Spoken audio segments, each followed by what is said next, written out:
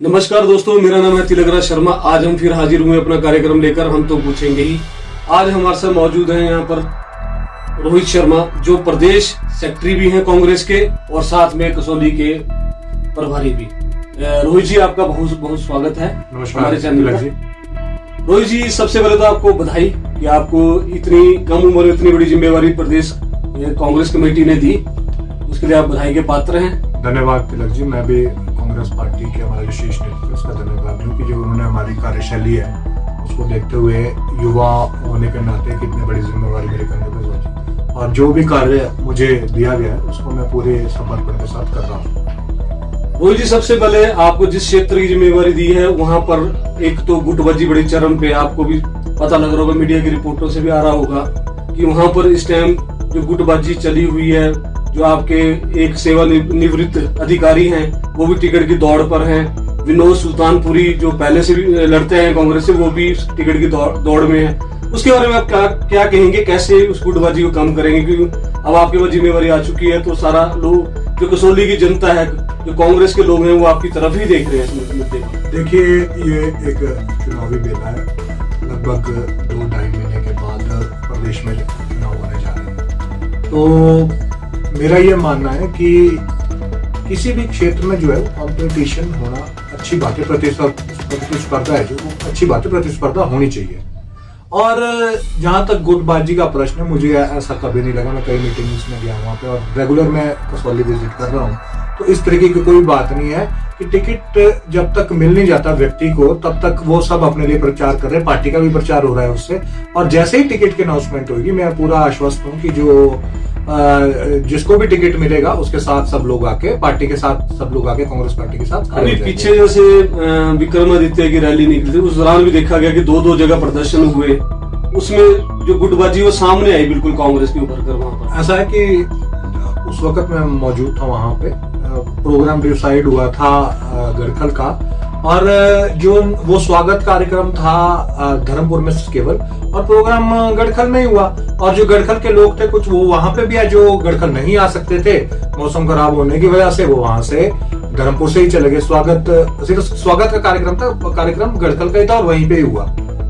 अब लगातार कांग्रेस वहां पर 3 बार हार चुकी है, तो आपका क्या इस पर क्या प्लान है? किस हिसाब से कांग्रेस किन मुद्दों को लेकर वहां पर लड़ेगी कि जो ये हार का सिलसिला है वो क्या चलता रहेगा या इसको तोड़ देंगे आप लोग? कैसे करेंगे? देखिए, मैं लगातार इस क्षेत्र में दौरा कर रहा हूँ और लोगों से मेरी जो बातचीत है वो जारी है। हर एक आदमी के साथ मैन टू मैन कांटेक्ट करने की कोशिश कर रहे हैं, बातचीत करने की कोशिश कर रहे हैं, और एक ही आवाज आ रही है वहां से कि इस बार हिमाचल प्रदेश में कांग्रेस पार्टी की सरकार, और कसौली क्षेत्र में जो है वो कांग्रेस का विधायक बनना तय है। लोग राजीव सैजल जी की, जो वहाँ के कबीना मंत्री हैं, हमारे पूरे सोलन जिला के कबीना मंत्री हैं वो, और वहाँ के विधायक है, उनके जो कार्यशैली है उससे पूरी तरह से एक क्षुब्ध है, और उन्होंने वो अपना मन बना चुके हैं कि हमने इस बार कांग्रेस पार्टी के प्रत्याशी को जो है जिताना है और कांग्रेस की सरकार बनानी है हिमाचल प्रदेश के अंदर। आपके मुद्दे क्या रहेंगे कसौली विधानसभा में? देखिए, हमारे बहुत सारे मुद्दे, बहुत अच्छा प्रश्न है। कसौली के अंदर हमारे बहुत सारे मुद्दे हैं। सबसे पहले हमारा जो खराब सड़कें हैं, आप भी कसौली गए होंगे, वहाँ पे खराब, अपने गढ़खल टू जो कसौली को रास्ता देगा, 24 घंटे का जाम रहता है वहाँ पे। उस रास्ते को ठीक करने के लिए कोई कार्य नहीं किया गया है। और जो ग्रामीण सड़कों को, छोटे छोटे रास्ते हैं, उसको ठीक कराने का काम है। महंगाई एक बहुत बड़ा मुद्दा है, वो पूरे प्रदेश भर में मुद्दा है। दूसरा रोजगार मुद्दा है। आपको मैं बताऊं, परमाणु जो क्षेत्र है, औद्योगिक क्षेत्र है, एक औद्योगिक क्षेत्र है, और राजा वीरभद्र सिंह ने, वो पहला औद्योगिक क्षेत्र था जो सोलन जिला को दिया गया था, परमाणु। वहां पे जो है बहुत सारी कंपनीज है, लेकिन जो वहाँ पे युवाओं का प्रतिनिधित्व है हिमाचल प्रदेश के, कसौली कॉन्स्टिट्यूएंसी के, बहुत कम है। हमारा प्रयास रहेगा कि जो परमाणु के उद्योग है उसमें जो कसौली क्षेत्र के युवा है उनको ज्यादा से ज्यादा काम मिल सके। सरकारी नौकरियों की जहां तक बात है, वहाँ हमने अपने मैनिफेस्टो में जो हमारे भी 10 गारंटियां घोषित हुई है, उसमें 5 लाख सरकारी नौकरियां देने का वादा किया गया है। तो निश्चित तौर पर ही कसौली क्षेत्र की जनता के पास भी जो है, के युवाओं के पास भी एक अवसर रहेगा वहां पे बेरोजगारी से निपटने का। जो तीसरी बात है महिला सशक्तिकरण की। हमारी महिलाओं को हमने कैसे सशक्तिकरण करना है, आपको हमने उसमें भी जो हमारे जो 10 गारंटी है उसमें महिलाओं के लिए अनुमोदन तय किया गया है कि इतने पैसे हम इनको जो है वो हर महीने देंगे, और उनका प्रतिनिधित्व हर सामाजिक तौर पे किस तरह से किया जाएगा, और वैसे भी जो सामाजिक और पॉलिटिकल तौर पे, राजनीतिक तौर पे भी, पंचायती राज के अंदर भी कांग्रेस की देन है जो आज महिलाएं जो प्रतिनिधित्व कर रही है पूरे देश के अंदर। हम प्रदेश स्तर पर बात करते हैं, प्रदेश के आप सचिव भी हैं कांग्रेस के, जो अभी कांग्रेस का जो आप बता रहे हैं घोषणा पत्र जारी हुआ कि महिलाओं के लिए उसमें 1500 प्रति माह के हिसाब से जो राशि तय की दी जाएगी, तो उसमें कहते जो गरीब महिलाएं उनको तो चलो बनता है कि उनको देंगे, जो एक गवर्नमेंट जॉब में लगी है या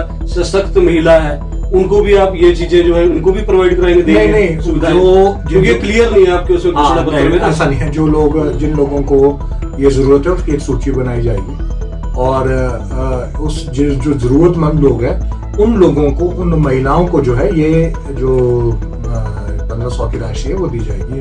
तो अभी ये कहना है कि आपके भूपेश बघेल जो छत्तीसगढ़ के मुख्यमंत्री हैं, उन्होंने अभी घोषणा की हम 300 यूनिट बिजली जो कांग्रेस है वो यहाँ पर देंगे, तो उनके बोलते हैं उनके राज्य में तो छत्तीसगढ़ में तो बिजली अभी दे नहीं रहे हो फ्री, उनके तो 3-3.5 साल हो चुके हैं ना, राजस्थान में आपकी सरकार है ना वहां पर दिया है, तो हिमाचल में कैसे देंगे? लोगों को कहना है कि पहले अपने स्टेट में तो दो तभी यहाँ घोषणा करेंगे। इस बारे में आपका क्या? ऐसा है कि जो केंद्र सरकार है, जो कांग्रेस जो प्रशासित राज्य है, उनको बिल्कुल सहयोग नहीं कर रही है।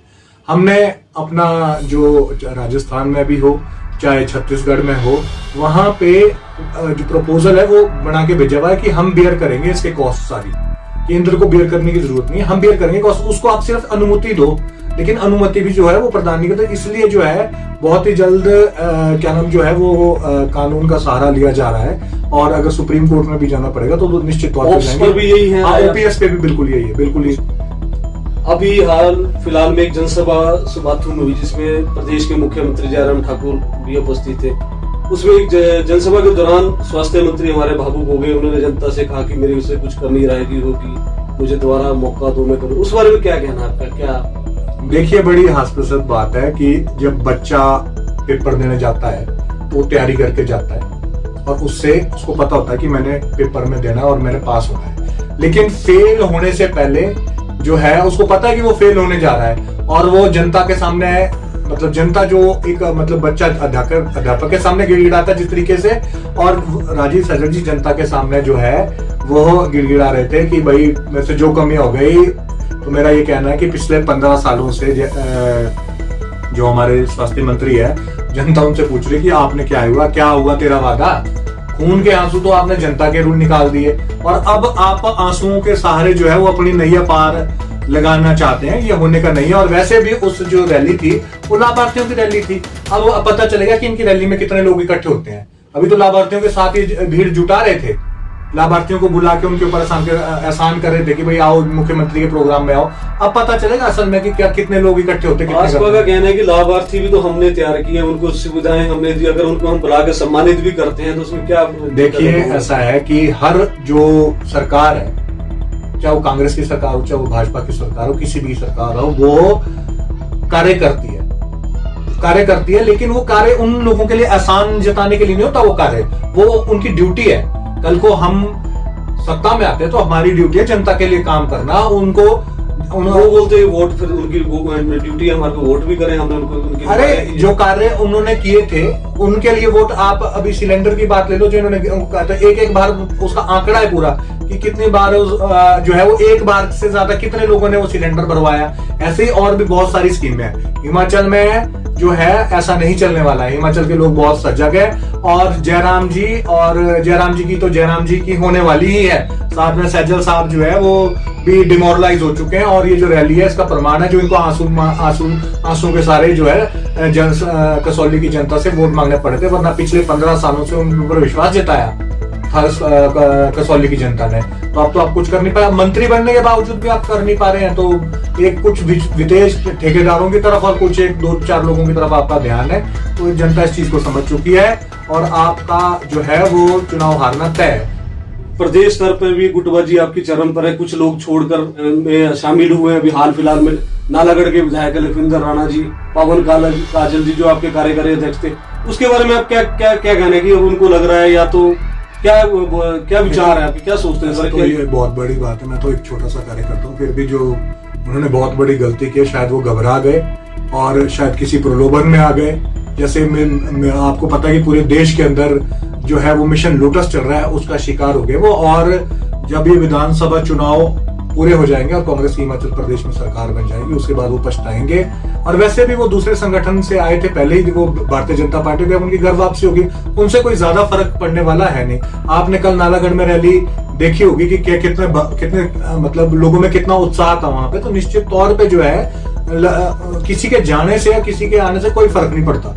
बीजेपी के लोग कह रहे हैं अभी भी कुछ लोग उनके संपर्क में, अभी भी कुछ लोग आ सकते हैं, तो इसके बारे में क्या है? ऐसा कुछ नहीं संपर्क में कौन लोग हैं, कौन जा सकते हैं? इसके ऊपर भी एक समिति तो आपकी होगी जो निगरानी कर रही होगी। मैं आपको आम आदमी पार्टी भी इस ताक में है कि कुछ यहाँ से छूटे, कुछ यहाँ से छूटे, तो हम उन लोगों को टिकट दें। आपकी क्या रणनीति है इसमें? क्या है, ऐसा है कुछ? देखिए, जो भारतीय जनता पार्टी के इंटरनल सर्वे है उसमें 15 सीटें आ गई हैं इनकी। तो इनके पास कोई, जो हमारे प्रदेश के मुख्यमंत्री है वो एक फेल मुख्यमंत्री है, हर स्तर पे वो फेल हुए और उनके पास कोई ऑप्शन नहीं है इस तरीके के काम करने के अलावा। अब जो हमारे राष्ट्रीय अध्यक्ष है जगत प्रकाश नड्डा जी, उनको, वो हिमाचल प्रदेश से बिलोंग करते हैं, तो उनको साम दाम दंड भेद जिस तरीके से जो है वो कुछ ना कुछ कियोस्क क्रिएट करने की कोशिश करेंगे हिमाचल के अंदर, लेकिन ऐसे होने वाला नहीं है। आपने पिछले जो हमारे उपचुनाव हुए थे, 3 विधानसभा के और 1 लोकसभा का, उसमें देख लिया होगा क्या रिजल्ट था। हिमाचल में पढ़े लिखे लोग हैं और सजग लोग हैं, पॉलिटिकल रूप से, राजनीतिक तौर पे समझते हैं बात को कि क्या होना क्या नहीं होना चाहिए, और वो उन्होंने मन बना लिया है कि भारतीय जनता पार्टी को इस प्रदेश से बाहर करना है और कांग्रेस पार्टी की हिमाचल में सरकार बननी है, और ये बात तय है। चलो, बहुत बहुत धन्यवाद रोहित जी, बात करने के लिए हमारे साथ। धन्यवाद।